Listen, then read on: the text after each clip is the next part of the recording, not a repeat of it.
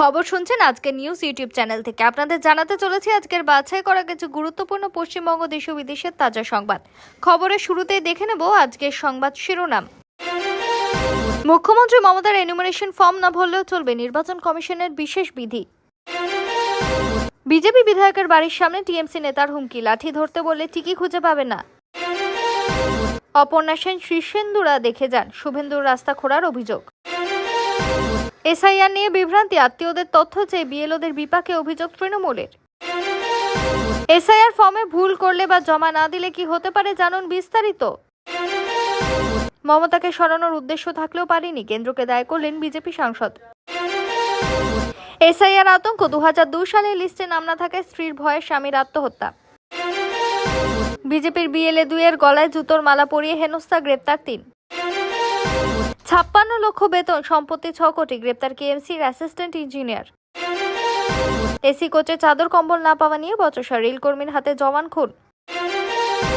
78 কোটি টাকার বালি দুর্নীতি, প্রথম গ্রেপ্তার অরুণ সরাফ। পৃথক দল গড়ার চ্যালেঞ্জ, হুমায়ুন কবিরকে অভিনন্দন ব্রাত্য বসুর। 5 মাস ধরে রেশনে পচা আটা, গ্রাহকদের তুমুল বিক্ষোভ।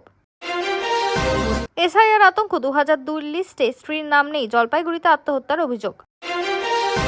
বিমানবন্দরের কাছে সরকারি বাসে ভয়াবহ আগুন, যাত্রীরা প্রাণ বাঁচাতে দৌড়ঝাঁপ। এসআইআর থাকলে মমতার লাভ, শাসক দলকে ধুয়ে দিলেন অধীর চৌধুরী। বিহারে বিপুল ভোট, মোদী নীতিশের উপর আস্থা, দাবিতে প্রধানমন্ত্রী। রাজ্যের পরিস্থিতি বদলাতে চান না প্রধানমন্ত্রী, বিস্ফোরক দাবি অভিজিতের। বিহারে 8.5% ভোট বৃদ্ধি, সরকার কি বদলাবে? ভারত বাংলাদেশ উত্তেজনায় ইউনূসকে সতর্ক করলেন রাজনাথ। এতক্ষণ শুনছিলেন সংবাদ শিরোনাম। বিস্তারিত খবর শোনানোর পূর্বে আপনাদের কাছে করব একটি ছোট অনুরোধ, আমাদের চ্যানেলে নতুন হয়ে থাকলে চ্যানেলটি সাবস্ক্রাইব করবেন। আসছি বিস্তারিত খবরে। নির্বাচন কমিশনের নিয়ম অনুযায়ী এবার পরিষ্কার বলা হয়েছে যে দেশের নির্দিষ্ট উচ্চপদস্থ ব্যক্তি যাদের পরিচয়, ঠিকানা, দায়িত্ব ইত্যাদি রাষ্ট্রের কাছে আগে থেকে নথিবদ্ধ, তাদের এনুমারেশন ফর্ম ভরার কোনো বাধ্যবাধকতা নেই। এই বিশেষ সুবিধা মূলত মুখ্যমন্ত্রী, রাজ্যপাল, মুখ্য সচিব, ডিরেক্টর জেনারেল, উচ্চ আদালতের বিচারপতি এই শ্রেণীর মানুষদের জন্য প্রযোজ্য। কমিশনের যুক্তি হচ্ছে, যেহেতু তাদের সরকারি নথি ডেটাবেসে স্বয়ংক্রিয়ভাবে আপডেট করা থাকে, তাই আলাদা করে ফর্ম ভরার দরকার পড়বে না। এর ফলে প্রশাসনিক সময়ও বাঁচে এবং ভুল ত্রুটির সম্ভাবনাও কমে। অন্যদিকে সাধারণ নির্বাচনী তালিকা আপডেটের ক্ষেত্রে প্রতিটি সাধারণ নাগরিককে বাধ্যতামূলকভাবে ফর্ম পূরণ করতে হবে। বিরোধীরা বলছে, সাধারণ মানুষের ক্ষেত্রে বাড়তি চাপ থাকলেও ক্ষমতাশালী লোকের জন্য আলাদা সুবিধা। এটাই ভোট ব্যবস্থার সাম্য নীতিকে আঘাত করে। শাসক দল বলছে, নিয়ম বহুদিন আগেই ছিল, এখন নতুন করে বিরোধীরা রাজনীতি করছে। সাধারণ ভোটারদের অনেকেই বলছেন, এই ধরনের বিষয় সাধারণ মানুষ জানতেনই না, ফলে বিভ্রান্তি তৈরি হয়। কমিশন জানিয়েছে, খুব দ্রুত একটি নতুন নির্দেশিকা প্রকাশ করা হবে, যেখানে কোনো ভুল বোঝাবুঝি থাকবে না। প্রশাসন ও মাঠ পর্যায়ের কর্মীদের স্পষ্ট করে জানাতে চাইছে কার ক্ষেত্রে কোন নিয়ম কিভাবে প্রযোজ্য হবে। সব মিলিয়ে বিশেষ ছাড়কে কেন্দ্র করে রাজনৈতিক তরজা শুরু হলেও কমিশন বলছে, এটা শুধুই প্রশাসনিক সুবিধার জন্য নেওয়া সিদ্ধান্ত। বাঁকুড়ার বিজেপি বিধায়কের বাড়ির ঠিক সামনে তৃণমূল একটি পথসভা আয়োজন করেছিল। সেখানে বক্তৃতা দিতে উঠে এলো স্থানীয় তৃণমূল নেতা। হঠাৎ এমন একটি মন্তব্য করেন যা মুহূর্তে রাজনৈতিক অঙ্গন উত্তপ্ত করে তোলে। তিনি বলেন, একবার লাঠি ধরতে বলি টিকি খুঁজে পাওয়া যাবে না। এই এক লাইনই সামাজিক মাধ্যমে তীব্র প্রতিক্রিয়া সৃষ্টি করে। বিএনপি দাবি করে এটি সরাসরি হুমকি, বিরোধী শিবিরকে ভয় দেখিয়ে গণতান্ত্রিক পরিবেশ নষ্ট করার চেষ্টা। প্রত্যক্ষদর্শীরা বলছে, বক্তৃতার সময় নেতা অত্যন্ত উত্তেজিত ছিল এবং তার ভাষা ক্রমে আক্রমণাত্মক ছিল। স্থানীয় বিজেপি কর্মীরা থানায় অভিযোগ দায়েরের প্রস্তুতি শুরু করে। অন্যদিকে তৃণমূলের পক্ষ থেকে দাবি, বক্তব্যটি পুরোটা প্রচার করা হয়নি, কেটে ছেটে ভাইরাল করা হয়েছে। প্রশাসন ঘটনাটি গুরুত্ব দিয়ে দেখছে। পুলিশের অতিরিক্ত বাহিনী মোতায়েন করা হয়েছে যাতে কোনো অশান্তি না ঘটে। রাজনৈতিক বিশ্লেষকরা বলছেন, ভোটের আগে এমন মন্তব্য সাধারণত দু দলের সংঘাত বাড়ায় এবং পরিস্থিতি উত্তপ্ত করে। এলাকার সাধারণ মানুষের মধ্যে আতঙ্ক তৈরি হয়েছে। কেউ কেউ বলছেন, ভোটের আগে উত্তেজনা বাড়লে তারা স্বাভাবিকভাবে ভোট কেন্দ্রে যেতে ভয় পান। আবার অনেকেই মনে করেন, রাজনৈতিক নেতারা ব্যক্তিগতভাবে একে অপরের প্রতি অপমানসূচক মন্তব্য করলেও সাধারণ মানুষ তার শিকার হন। এখন দেখার বিষয়, প্রশাসন এই নিয়ে কোনো মামলা দায়ের করে কিনা এবং রাজনৈতিক মহলে এই মন্তব্য কতদূর প্রভাব ফেলতে পারে। নন্দীগ্রামের শুভেন্দু অধিকারীর বাড়ির দিকে যাওয়া রাস্তাটি হঠাৎই বড়সড়ভাবে খুঁড়ে ফেলা হলো। এক নতুন রাজনৈতিক বিতর্ক শুরু হয়। শুভেন্দুর অভিযোগ, এটা পরিকল্পিতভাবে করা হয়েছে যাতে তার চলাচল বিঘ্নিত হয় এবং রাজনৈতিক চাপ তৈরি করা যায়। তিনি বলেন, স্থানীয় মানুষ এই কাজের ফলে বিপাকে পড়েছেন। শুভেন্দুর বক্তব্যে বিশেষভাবে উঠে আসে যে শিল্পী অপর্ণা সেন, লেখক শীর্ষেন্দু মুখোপাধ্যায় বা শুভা প্রসন্নকে যেখানে নিয়ে গেলে তারা নিজের চোখে দেখতেন কেমন প্রশাসনিক অবহেলা চলছে। তিনি বলেন, সাধারণ মানুষের কষ্টকে কেউ গুরুত্ব দিচ্ছে না। অন্যদিকে প্রশাসনের দাবি, ড্রেন ও নিকাশি ব্যবস্থার উন্নয়নের কাজ চলছিল, কোনো রাজনৈতিক উদ্দেশ্য নেই। কাজটি নাকি অনেক আগে অনুমোদিত হয়েছিল। তবে বিরোধীরা বলছে, ভোটের সময় ধরনের কাজ অস্বাভাবিকভাবে বাড়ে এবং সাধারণত রাজনৈতিক উদ্দেশ্যেই করা হয়। স্থানীয় মানুষ জানান, রাস্তায় বড় বড় খাঁজ পড়ে গেছে, যার ফলে অ্যাম্বুলেন্স, স্কুল গাড়ি ও বাইক চলাচলেও সমস্যা হচ্ছে। ব্যবসায়ীরাও ক্ষুব্ধ, কারণ পণ্য আনা নেওয়া কঠিন হয়ে পড়েছে। শুভেন্দু প্রশাসনকে নোটিশ দিতে পারেন বলেও ইঙ্গিত দিয়েছেন। পরিস্থিতি শান্ত রাখতে অতিরিক্ত কর্মী মোতায়েন করা হচ্ছে। এই ঘটনায় তৃণমূল বিজেপির তরজা আরও তীব্র হবে বলে রাজনৈতিক মহল মনে করছে। এসআইআর ফর্মে আত্মীয়দের তথ্য জমা দেওয়া বাধ্যতামূলক হওয়ায় বিএলওরা প্রতিদিনই নানা সমস্যার মুখে পড়ছেন। তারা বলছেন, অনেক পরিবারই আত্মীয়দের নাম, বয়স, সম্পর্ক এসব সঠিকভাবে জানেন না বা মনে রাখতে পারেন না। ফলে ভুল তথ্য দিয়ে ফর্ম জমা করলে তা ফেরত আসে। অনেকে আবার ভুল ধারণা পোষণ করছেন যে এসআইআর না দিলে নাগরিকত্ব হারাতে পারেন। বিএলওরা বাড়ি বাড়ি ঘুরছেন, এই ভুল ধারণা ভাঙানোর কাজ করছেন।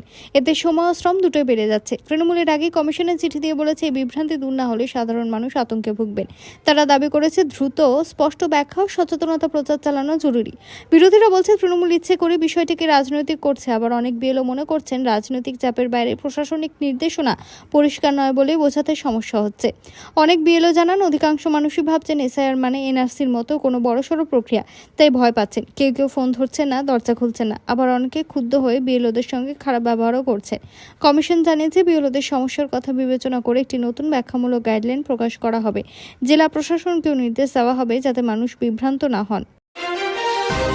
এক বিজেপি সাংসদ প্রকাশ্যে দাবি করেছেন, মমতা বন্দ্যোপাধ্যায়কে একাধিকবার ক্ষমতাচ্যুত করার রাজনৈতিক পরিকল্পনা ছিল, কিন্তু কেন্দ্রীয় নেতৃত্বের ভুল সিদ্ধান্ত ও সমন্বয়ের ফলে তা কার্যকর হয়নি। তিনি বলছেন, মাঠ পর্যায়ে দলের কর্মীরা প্রাণপণ চেষ্টা করলে উপরের স্তরে ভুল কৌশল নেওয়া হয়েছিল, ফলে পরিকল্পনাগুলো ভেস্তে যায়। তার মতে, দল চাইলে বাংলায় আরও শক্তিশালী অবস্থান যেতে পারত। এই মন্তব্যে দলের অন্দরেই ব্যাপক তোলপাড়। অনেকে বলছেন, এই ধরনের বক্তব্য দলের ভাবমূর্তি ক্ষতিগ্রস্ত করতে পারে। কেন্দ্রীয় নেতৃত্ব বিস্মিত বলে সূত্রের খবর। তৃণমূল অবশ্যই বক্তব্যকে রাজনৈতিক স্বীকারোক্তি হিসেবেই দেখছে। তারা বলছে, এতেই প্রমাণ বিজেপি লুকিয়ে লুকিয়ে সরকার ফেলার চেষ্টা করছে। সাংসদ পরে বলেন, তিনি দলের প্রতি অনুগত, কিন্তু দলের ভুলগুলো তুলে ধরতেই হবে যাতে ভবিষ্যতে এই ধরনের ঘটনা না ঘটে। তার বক্তব্যে বিরোধীরা নতুন করে আক্রমণের সুযোগ পেয়েছে। রাজনৈতিক বিশ্লেষকদের মতে, ভোটের আগেই বিতর্ক বিজেপির ভেতরের অসন্তোষকে সামনে এনেছে। তবে কতটা প্রভাব পড়বে ভোটে, তার সময় বলবে। এক ব্যক্তি স্ত্রীর নাম 2002 সালের পুরনো লিস্টে না দেখে মারাত্মক আতঙ্কিত হয়ে পড়েছিলেন। তার ধারণা হয়েছিল, স্ত্রী এসআইআর তালিকা থেকে বাদ পড়লে ভবিষ্যতে গুরুতর সমস্যা হতে পারে। গত কয়েকদিন ধরে তিনি মানসিকভাবে অস্থির ছিলেন। পরিবার জানিয়েছে, তিনি বারবার বলছিলেন, বড় বিপদ আসলে কেউ সাহায্য করবে না। স্থানীয়দের মতে, সরকারি ব্যাখ্যা ঠিকমতো পৌঁছেনি বলে মানুষ ভুল ধারণা করছেন। ব্লক প্রশাসন কোনো স্পষ্ট দিক নির্দেশনা দেয়নি। এর পরের দিন সকালে বাড়ির পাশের গাছ থেকে তার মৃতদেহ উদ্ধার হয়। ঘটনা এলাকা শোকস্তব্ধ। পরিবার ভেঙে পড়েছে। রাজনৈতিক দলগুলো একে অপরকে দুষছে। কেউ বলছে এসআইআর নিয়ে আতঙ্ক ছড়ানো হচ্ছে, আবার কেউ বলছে সরকার যথাযথ ব্যাখ্যা দেয়নি। মনোবিজ্ঞানীদের মতে, তথ্যের বিভ্রান্তি ও ভয় মানুষকে মানসিকভাবে দুর্বল করে দেয়। প্রশাসন এখন ঘটনার তদন্ত করছে। ব্লক অফিসেও ভাবছে পরিবারকে কাউন্সেলিং দেওয়ার ব্যবস্থা করা হবে কিনা। এই ঘটনা দেখিয়ে দিয়েছে এসআইআর নিয়ে সাধারণ মানুষের মধ্যে কতটা ভুল ধারণা তৈরি হয়েছে। হুমায়ুন কবিরের সাম্প্রতিক বক্তব্যে রাজনৈতিক মহলে আলোড়ন সৃষ্টি হয়েছে। তিনি উল্লেখ করেছেন, পরিস্থিতি যদি অনুকূল না থাকে তবে তিনি নিজস্ব দল গড়ার কথাও ভাবতে পারেন। ব্রাত্য বসু তাকে অভিনন্দন জানিয়ে বলেন, নতুন ভাবনা, নতুন দৃষ্টিভঙ্গি রাজনীতিতে গুরুত্বপূর্ণ। এই মন্তব্য তৃণমূলের ভেতরেই রেখাচিত্র তৈরি করেছে। বিরোধীরা বলছে, এটা স্পষ্ট প্রমাণ যে তৃণমূলের অভ্যন্তরে চরম অসন্তোষ রয়েছে। হুমায়ুন কবির এখনই দল ছাড়ছেন কিনা তা স্পষ্ট করেননি, তবে বলেছেন তিনি নিজের মতামত প্রকাশ করতে ভয় পান না।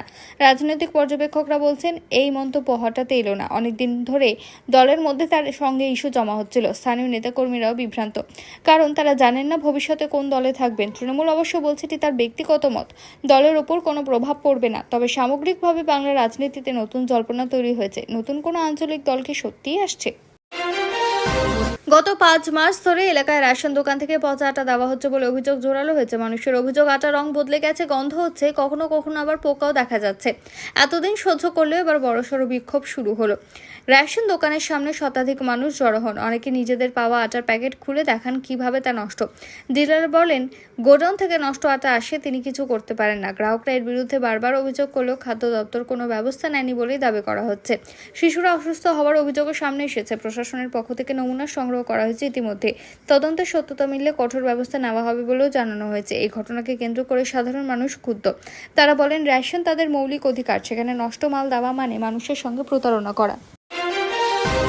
কলকাতা বিমানবন্দরের কাছে একটি সরকারি বাসে হঠাৎই আগুন ধরে গেল। মুহূর্তেই যাত্রীদের মধ্যে হইচই পড়ে যায়। বাসটি তখন যাত্রীতে ভর্তি ছিল।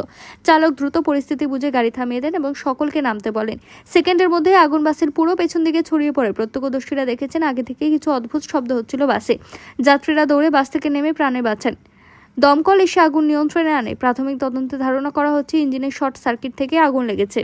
পরিবহন দপ্তর এখন বাসটির রক্ষণাবেক্ষণের নথি খতিয়ে দেখছে। যাত্রীরা বলছেন নার্ভাস হয়ে গেছেন, কারণ অনেক সরকারি বাসে এভাবে আগুন লাগার ঘটনা ঘটেছে। বিহারের প্রথম দফার ভোটে ব্যাপক ভোটদানে প্রধানমন্ত্রী বলেছেন এটি সরকারের প্রতি মানুষের আস্থার প্রতিফলন। তিনি দাবি করেছেন নরেন্দ্র মোদী ও নীতিশ কুমারের যুগল নেতৃত্বে বিহারে উন্নয়নের গতি বেড়েছে। রাস্তা, বিদ্যুৎ, গৃহযোজন সব ক্ষেত্রে উন্নত প্রকল্প পৌঁছে মানুষের কাছে।